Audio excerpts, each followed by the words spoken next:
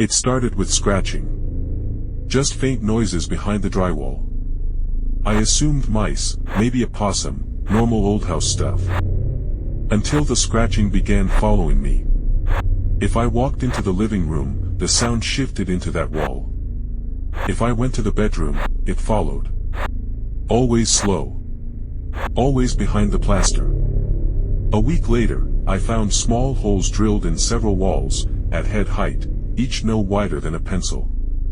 I covered them with tape and tried to ignore it. Then the whispering started. Not full sentences. Not words.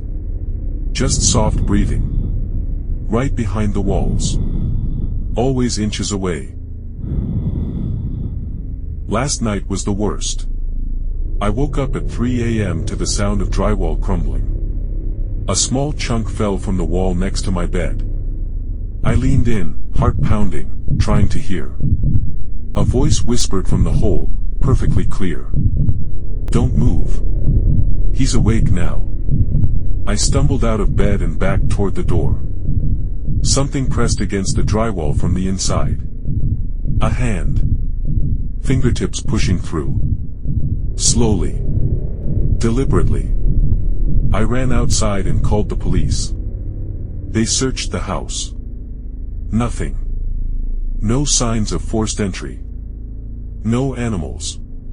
Just the holes. One officer noticed something I hadn't.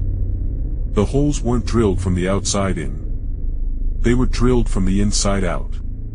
And somewhere in my walls, behind layers of wood and plaster, something tapped 3 times as we stood there.